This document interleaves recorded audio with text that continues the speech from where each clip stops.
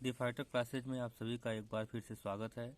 आज हम कक्षा 10 के प्रश्नावली 3.1 से प्रश्न संख्या 3 करेंगे। 1 और 2 प्रश्न संख्या हो चुका है। आप प्लेलिस्ट में जाकर के क्लास 10 के नाम से एक प्लेलिस्ट बना हुआ है, वहाँ पर आप देख सकते हैं, सारे प्रश्नों का हल देख सकते हैं। बहुत ही आसानी से समझाया गया है। तो आइए चलते हैं प्रश्न संख्या 2 में। दिया हुआ है कि 2 किलो सेब और 1 किलो अंगूर का मूल्य किसी दिन 160 रुपया था। आप यह समझिए कि दिया हुआ है 2 किलो सेब और 1 किलो अंगूर। अब सेब खरीदने जाएंगे तो वह अलग दाम पर होगा, और अंगूर खरीदने जाएंगे तो वह भी तो अलग दाम पर होगा। अब x रुपये का, मान लीजिए x रुपये किलो सेब है, तो x रुपये का यदि 2 किलो सेब खरीदेंगे तो 2 में x का गुणा हो जाएगा कि नहीं हो जाएगा। आप जैसे मान लीजिए 5 रुपये किलो सेब है, तो उसमें 2 किलो सेब खरीदेंगे तो 2 का गुणा होगा, 2 पंजे 10 आ जाएगा। उसी तरीके से x रुपये का है अगर, तो हम उसमें 2 का गुणा करेंगे तो 2x हो जाएगा। तो अब यहाँ पर 2x हो गया। अब y रुपये किलो अंगूर है, तो उसमें 1 का गुणा करेंगे तो y ही आएगा। कुल मिलाकर के कितने रुपए के हो गए? 160 रुपए के। अब यदि हम इसको खाने में लिख करके मान लेते हैं कि कौन कौन से कितने कितने रुपए के वो हो सकते हैं, ऐसा हमको अपने से मानना होगा, x और y का मान। अब मान लीजिए हम यहाँ पर y का मान 100 रुपये रख देते हैं। मान लीजिए 100 रुपये किलो अंगूर है। देखिए 2x प्लस 100 रुपये किलो, ये y का मान है। तो 100, तब x का मान हमको अपने आप पता चल जाएगा। 2x बराबर 160 माइनस 100 बराबर 60। तो x बराबर 60/2 कट गया 3, यानी कि हमको यहाँ पता चल गया कि y का मान 100 और x का मान 30 आ गया। अब चूंकि यह 160 सम संख्या है, तो हम भी चाहेंगे कि ऐसी सम संख्या को सम संख्या से घटाएं ताकि यह 2 से कट जाए। 2 भी सम संख्या है। तो अब यदि हम y की जगह, देखिए बस यहीं पर रखना है आपको, y की जगह जो 100 माने थे उसकी जगह अब हम 80 मान लें, तब क्या होगा? 80 मान लिए। तो अब देखिए यहाँ पर 100 घटाए थे, अब हमको 80 घटाना होगा। 2x बराबर 160 माइनस 80, ये इसी समीकरण में है। तो 80 आया। अब 80 को हम 2 से काट देंगे तो 40 आ जाएगा, यानी कि हम देख रहे हैं y का मान इस बार हमने 80 मान लिया, तो x का मान कितना आ गया? 40 आ गया। 40 आ गया। इसी तरीके से यदि हम चाहें तो एक खाना और बढ़ा सकते हैं। देखिए जैसे कि मान लीजिए अब हम 60 मान लें, तो यही 2x इस वाले समीकरण में 160 में से अब हम कितना घटाएंगे? क्योंकि 60 ही माने हैं ना y का मान, 60, तो कितना आ जाएगा? 100 आ जाएगा। अब इस 100 को 2 से काट देंगे, 50 आ गया, ये x का मान आ गया। तो y का मान यदि हमने 60 माना तो x का मान कितना आ गया हमारे पास? 50 आ गया। अब हम दूसरा समीकरण हल करेंगे। दूसरे समीकरण में क्या कहा है कि 4 किलो सेब, 4 किलो सेब, यानी कि ये x जो मान रहे हैं ये मूल्य है, जो हम x मान रहे हैं वह मूल्य है। तो 4 किलो सेब खरीदे तो वह 4x रुपये का हो गया। इसी तरीके से हम खरीदते हैं 2 किलो अंगूर, यानी कि 2y। अब उसने कहा कि एक महीने बाद 4 किलो सेब और 2 किलो अंगूर का मूल्य 300 रुपये हो जाता है। तो एक महीने बाद दाम बढ़ा दिए होंगे।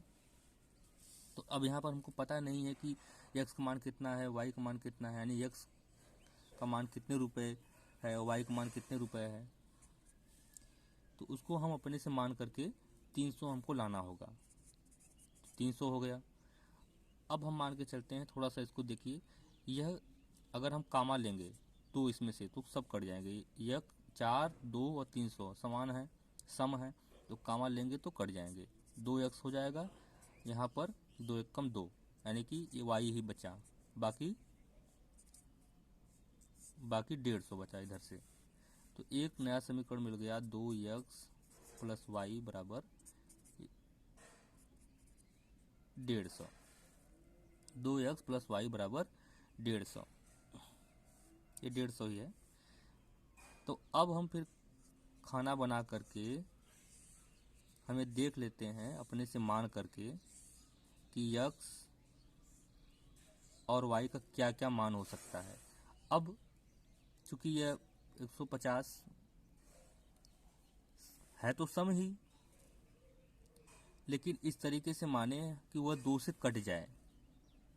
15 दिखने में लग रहा है ना कि विषम है, आप इसको छोड़ दीजिए, इसको लीजिए। तो हम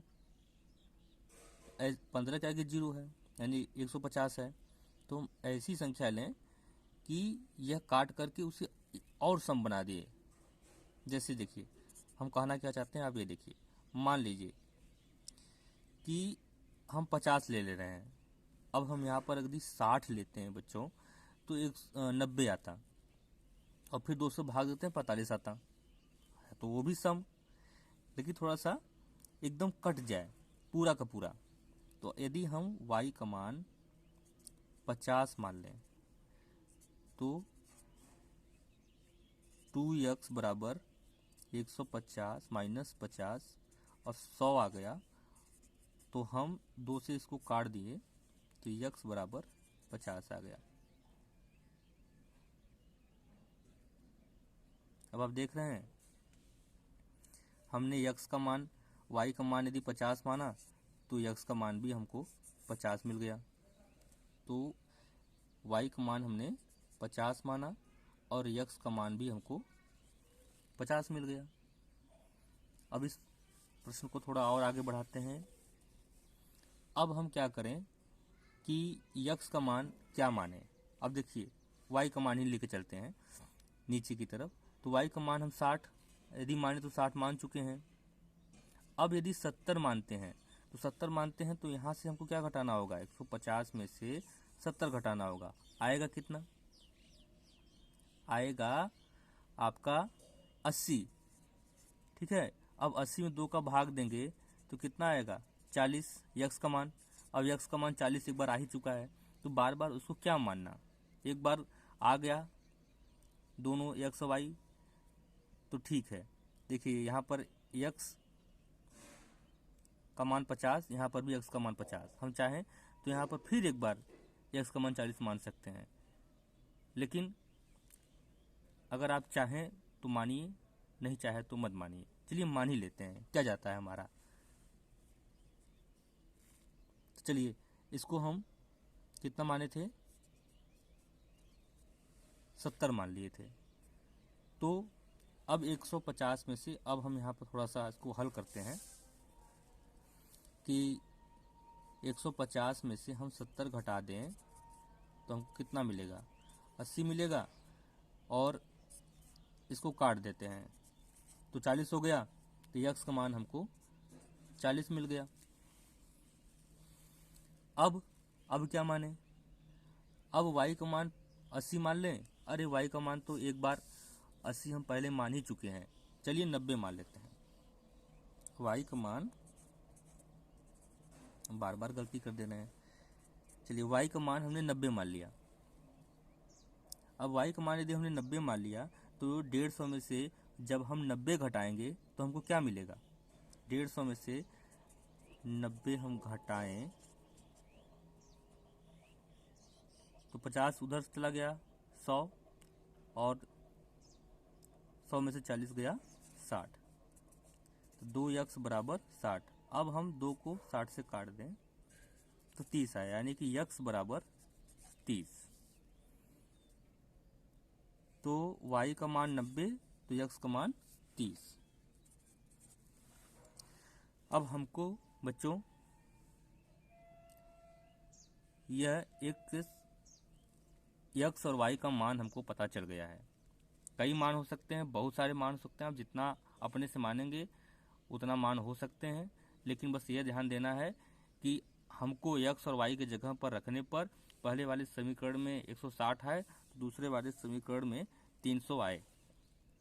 अब हम क्या करेंगे कि चूँकि हमको ये मान पता चल ही गया है, अगर हम चाहें तो इसको बिंदु में भी लिख सकते हैं, P Q R S T U, इतने बिंदु हम लिख सकते हैं इसको। अब हमको ग्राफ पर इसी को दर्शाना है। चलिए ग्राफ लेते हैं और इसको दर्शाते हैं। हम चाहें तो यहाँ पर खाना बना सकते हैं और चाहें तो इसको यहीं पर रख देते हैं। आपको देखने में थोड़ा सा बार बार दिक्कतें आएंगी, खैर बन सकता है। चलिए बना के देखते हैं। अब हम देख रहे हैं कि यह y एक्सिस है और आपका यह है x एक्सिस। यहाँ पर y का भी मान 0 है और x का भी मान 0 है। कोई ऋणात्मक चिन्ह नहीं है, इसलिए हम इसको बहुत ज़्यादा नीचे नहीं कर रहे हैं, सब धनात्मक ही हैं संख्याएं, इसलिए जो है कि हम धनात्मक लाइन लिए हैं। यह ऋणात्मक लाइन है, कोई ऋणात्मक संख्या है नहीं, इसलिए हमने इसको बहुत ज़्यादा खींचा नहीं है। अब हम देखते हैं कि जो P का मान है, P का मान, तो P बिंदु हमको खोजना है। x पर 30 है, y पर 100 है। चलिए तो x पर 30 ढूंढ लेते हैं हम, 1 2 3 यानी 10 20 30। x पर हमको एक बिंदु यहाँ मिल गया 30। उसके बाद y पर 100, 10 20 30 40 50 60 70 80 90 100, एक बिंदु हमको यहाँ पर मिल गया। अब यदि हम चाहें तो आपको यहाँ क्या करना होगा कि इसके सामने हमको यह बिंदु मिल जाएगा। तो जो P बिंदु है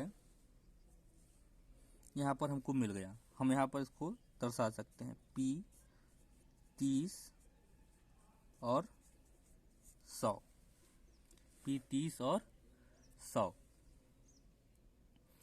फिर उसके बाद 40 और 80, ये देखिए 40 है यहाँ पर, और उसके बाद ये 100 था तो यहाँ पर 80। अब हम एक बिंदु हमको यहाँ पर दर्शाना होगा।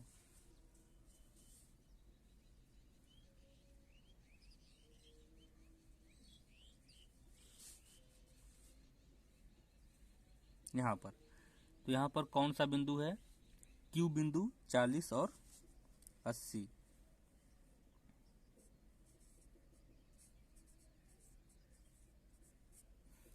और 80। अब उसके बाद 50 और 60 बिंदु, 30 40 50। ये 80 बिंदु था और यहाँ पर ये 60 बिंदु है।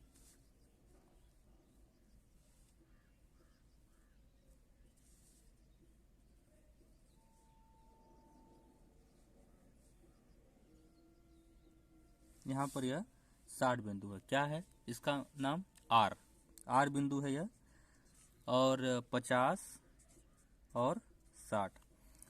अब हम क्या करेंगे कि इस बिंदु को मिला देते हैं, क्योंकि यह हमको एक समीकरण से मिला हुआ बिंदु है। इस बिंदु को हम यहाँ पर मिला सकते हैं। देखिए यह बिंदु आपकी मिल गई यहाँ पर।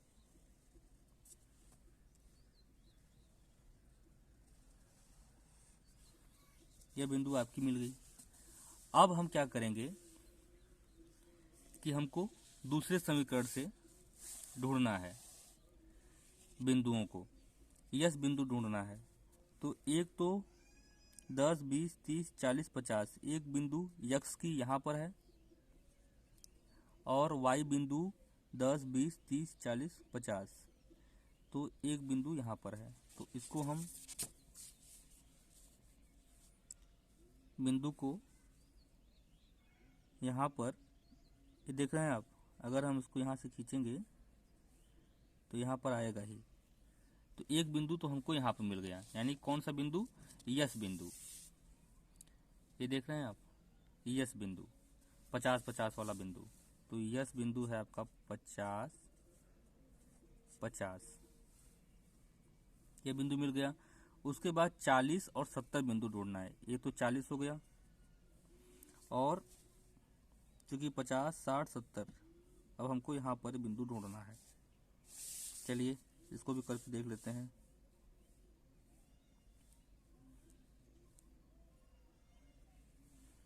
ये 40 था, अब ये 70 बिंदु हो गया। यहाँ पर एक बिंदु मिल गया हमको। अब एक बिंदु है 30 और 90, 10, 20, 30, एक यहाँ पर बिंदु, और 90 बिंदु, 10, 20, 30, 40, 50, 60, 70, 80, 90, एक बिंदु हमको यहाँ पर मिल जाएगा। तो बहुत पास ही पास सारे बिंदु मिल रहे हैं। अब इन बिंदुओं को यदि हम मिला दें, इन बिंदुओं को यदि हम मिला दें तो आपका समीकरण तैयार हो जाएगा यहाँ पर लिखने के लिए, और पूरा आपका ग्राफ सही सही तैयार हो गया है। इसी तरीके का आपको ग्राफ बनाना होगा। आशा करता हूँ कि आप बहुत अच्छी तरीके से समझ चुके होंगे। आप चाहें तो यहाँ पर पहला समीकरण और यहाँ पर पहला समीकरण और यहाँ पर दूसरा समीकरण लिख सकते हैं। आपको करना क्या होगा, चाहे तो आप जैसा प्रश्न पूछा हुआ है, जैसे कि पहला समीकरण 2x प्लस वाई बराबर 160, तो दूसरा समीकरण है 4x प्लस 2y बराबर 300 भी लिख सकते हैं। या तो फिर समीकरण को हल करने के बाद जो 2x, इसको लिख देते हैं, या 2x प्लस वाई बराबर 150 भी लिख सकते हैं। आशा करता हूं कि यह आपको भली भांति समझ में आ चुका होगा। आप इसे एक बार खुद से भी लगा लीजिए। मिलते हैं अगले अध्याय में नए वीडियो के साथ। जो वीडियो आपसे बच रहे हैं प्रश्न संख्या 1 और 2 के, आप प्लेलिस्ट में एक क्लास मैथ 10 के नाम से बना हुआ है, क्लास 10 मैथ के नाम से, वहाँ पर जाकर के आप उन सारे वीडियो को देख सकते हैं। और मुझे पूरा विश्वास है कि आपको अच्छा लगेगा वीडियो। यदि वीडियो आपको अच्छा लगा तो लाइक करिए और चैनल को सब्सक्राइब कर लीजिए, ताकि हम नए वीडियो के साथ आपके साथ आएँ और आपको नए तरीके से, एकदम आसान तरीके से प्रश्नों को समझा सकें। धन्यवाद बच्चों।